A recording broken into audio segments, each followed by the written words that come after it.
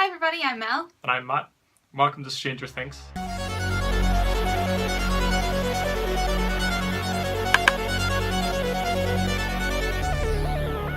So today we're going to be talking about The Vastness of Space by Reid Anderson. So a little bit of background info. Reid Anderson, as you may or may not know, is famous for being the bass player in the Bad Plus, and they're known for their sort of jazz versions of rock and pop music. So they're kind of a bit alternative, a bit outside the norm. So there's a good lineup on this CD.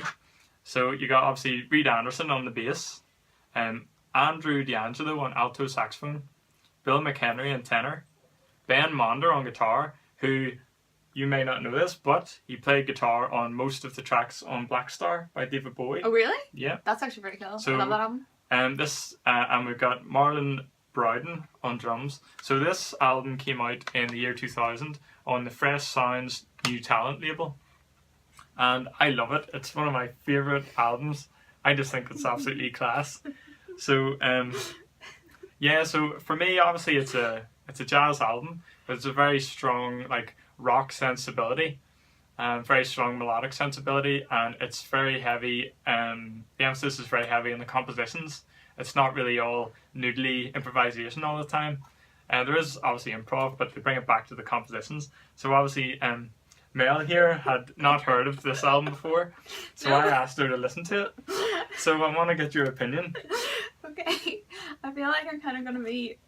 Right, I'm probably going to come across as really ignorant in this video because this is kind of a genre that I have not really explored.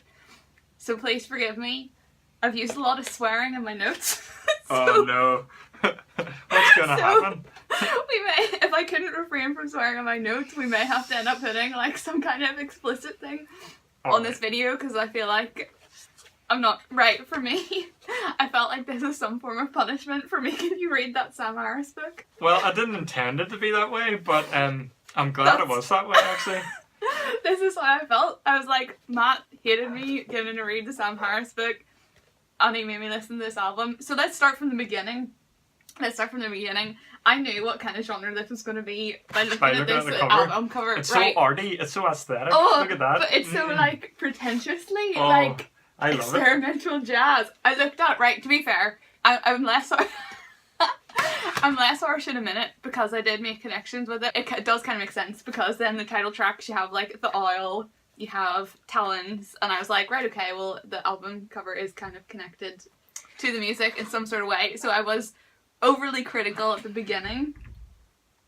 Well, I have a theory here that obviously there's 5 musicians in the band and there's 5 little pictures. Okay. So maybe these represent a member of the band.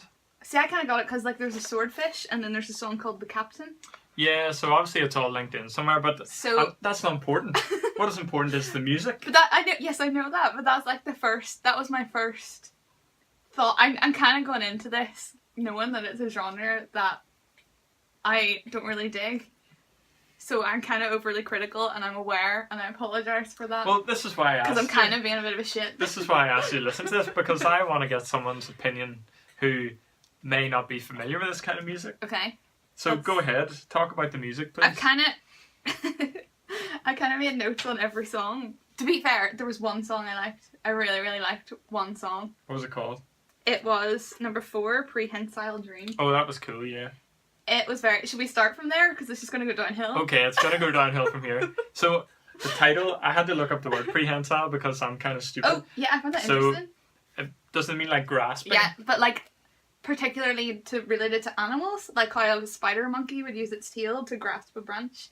I read that too, so I found that interesting as well, as there seems to be some kind of animal-related theme with all the songs, right? It's well spotted. Yeah, is that I didn't right? even know, I just listened to it and like it.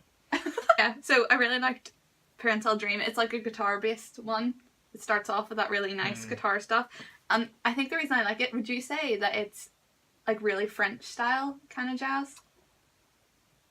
Well, for me, it's very contemporary. It's not really related in terms of like harmony and stuff to more old-fashioned kind of forms. Did you not think so? Because it reminded me of, because you had introduced me, there's a band, gypsy jazz band I really, really like called Wasso?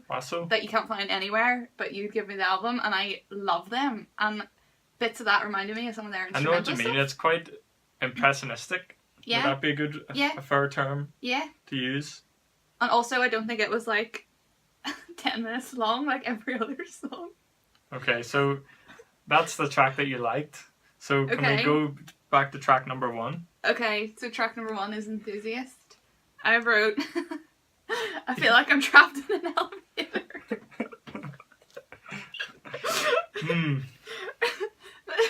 If I heard this kind of music in an elevator, I would stay in the elevator. I would be happy. Well, I was, and you made me listen to it. He was like, listen to it with headphones, so I did, and I just was like, some of them made me so agitated. See, number 5. Why? It made me like angry. Why? I don't know. I'm feeling like angry about it, talking about it. Oh. Right. I did find there was some really interesting use of counterpoint in that first one, which I enjoyed. I said that it was like pretty pleasant, but very, very repetitive. It did not need to be. I don't know why they've decided that every song should be like 8 minutes long. It did not need to be 8 minutes long. Because the dude's got to improvise. It did not need to be 8 minutes long. Okay. Fair enough. I see your point, but maybe you just have a short attention span. You know? Not really. You need to listen to music which stretches you out. See, but I can. I feel like this is the kind of thing similar to, like, I would quite like contemporary classical, but more in a live setting. And I feel like that translates to this. I feel like I would enjoy it more in a live setting where I'm like seeing this stuff happen, like seeing the shit go down. Well, okay, that's fair enough. Does that make sense? Yeah, but for me, I just want to talk about why I like it so much. And it's, this album, it really changed my whole kind of conception of writing multiple melody lines at the same time. Because, you know, at certain points, you have the 2 saxophones playing in unison, or they're playing in harmony, or they're playing in really interesting counterpoint. Yeah. And to me, it's got these bits that almost sound quite classical in a very, like, skewed way. It's very, like, slightly jagged, slightly angular. I kind of know what you mean, and there's some really interesting harmonies, especially between them two. Yeah, and also, obviously, Ben Monder on guitar is an absolute prophet, as Jeffrey Atkinson would say. He's just a guy that, he's doing the most remarkable things on the instrument. And this is quite an old album. It came out in 2000, and he's done a lot since then, especially, you know, appearing on Black Star and stuff, so it's good to see Black Star what he's done in the past. And I mean, hopefully you could hear that now that you know that he was on Black Star, you can hear the connection to the guitar parts and stuff, and this kind of real weird, very contemporary, like jazz kind of thing. I'm really interested in harmonies and stuff going on that as well. Totally. But I think that Reid Anderson, as a composer, has got a very unique kind of style, and I've not heard an album like this before or since. I think, I may be wrong, but I think this is the only album that this particular band, this lineup, released. Oh, really? But I just think it's great. And also you don't. So well, right, like I said, there are elements I liked. There's elements that I don't like. I do know that I was being like overly critical, and I just felt like it lasted forever.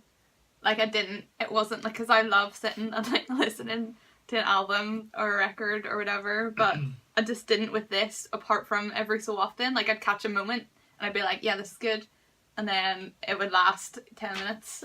Like, right, okay, it's not so good anymore. But the thing is that for me, it's all about the compositions and the stretch it out, and the guys improvise, but they always bring it back. I can appreciate the work that went into it, and it's like an art, you know. I appreciate the art, but it's still that kind of element of, maybe it's for me, it's kind of like someone who's never been exposed to like a modern piece of artwork. You go and you look at it and you're like, what the fuck? But so maybe that's kind of similar in my respect to, if I don't have a deeper understanding of it, perhaps from an outside perspective, I'm kind of going in, it's kind of like jumping into the deep end and be like, That's good though. I wanted to see your reaction, and I think in a way a very strong negative reaction is much better than a kind of an ambivalent or a kind of apathetic kind of reaction, like you didn't really care. Yeah, like it made me angry at parts. That's better good. than nothing. Well, I had the opposite feeling. I just think it's really beautiful, the whole thing. And as well, like if you listen to this, do listen to it in headphones, because the way that the saxophones are panned, it's one in each ear kind of thing. and the melodies when they're happening at the same time, you get this real nice stereoscopic panorama. Speaking of panning, there was another song that I kind of liked, but then went on too long. So I definitely liked Prehensile Dream. I kind of liked number 9, the last track, Silence is the Question. I literally wrote kind of like it. But speaking of the panning, the sense of space on that song was amazing. Like the drums, like especially listening to it through headphones, it's like the drums seem really, really far away. There's like this, I don't know, there just is, it's like a really spacious song. Yeah. Like for me, the reason this album had such a big impact on me was it made me realise that jazz music, it doesn't have to swing. You know, they're bringing in these rock rhythms and maybe rhythms from influenced by electronic music and stuff like this, but it's still jazz because they're improvising, and it is in a way connected to the tradition. Maybe just because all these guys that came up on the scene in the 1990s, and you know, they're obviously influenced by classic artists and all this kind of stuff, bop and post-bop and all that, but also electronic music and maybe rock music and even grunge music and stuff that was going on at the time. So it's quite an interesting mix of things. You know, listen to it if you want. We'll link it. I found it on Spotify, so we'll leave the Spotify but link you can also below. get it off Amazon if you want to be nice. If you want to buy that shit. Yeah. And have it in a nice tasty physical copy here, and you can see the pictures of the band members in the back looking all cool and serious and stuff. Well, not really. Ben Modler's laughing, which is unusual to see for him. Yeah, apart from that, I didn't have too many notes. The one that made me angry was number 5, the oil. The oil. That's one of my favourite tracks. There's some like, this is like why we're so different. The weird like saxophone stuff, it really irritated me. I like got really irritable listening to that song. Like I was like sitting on my bed listening to it last night because I waited till like the last moment to possibly listen to it. I was like standing up and like moving around. I don't know why I didn't just skip it or like take the headphones off. I saw it through, like I powered through it, but it made me. I'm proud of you, Mel. It made me really agitated. See, the thing is, I think maybe the thing that might annoy you is that obviously the melodies and all and the compositions are really strong and stuff, and they're really important, but there is an element of free jazz and like free improv at times with the saxophones that go off into like real skronky territory and they're squealing away and all, but they always bring it back. That's the thing. You can't have harmony without dissonance and tension. But see, maybe that's like, see, I love jazz, but the type of jazz I like is like Ella Fitzgerald, Billie Holiday, Django Reinhardt. Yeah. Like this is a bit more. See, this is so like contemporary. Yeah. It's cool. And I've just been a dick. I'm sorry for being such a dick about it. That's okay. Well, at least you give it a go, you know. Well, there was one there that I liked. Yeah. Well, I must say that I love this album, and I was actually told years ago about it by a saxophone player who said that one of my compositions reminded him of stuff on this album, and I'd never heard it. And I waited for like a year or two to actually buy it because I was probably broke and couldn't afford to buy it off Amazon at the time, so I waited like 2 years, but I kept it in my mind, you know, I really want to listen to this album. And when I got it, I stuck it on and I just fell in love with it. And it has remained one of my favourites ever since. So I think we can conclude this discussion. Yeah, I think we can.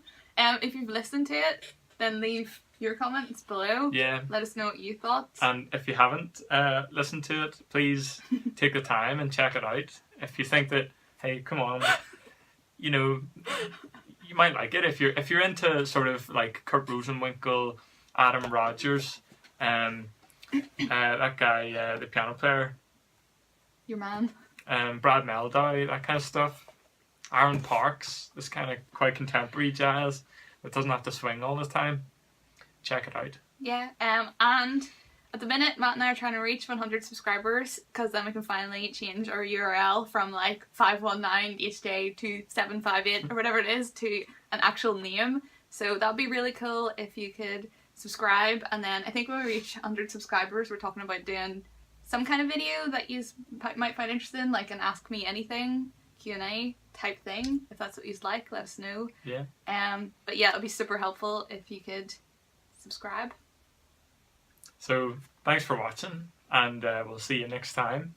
Bye. Bye.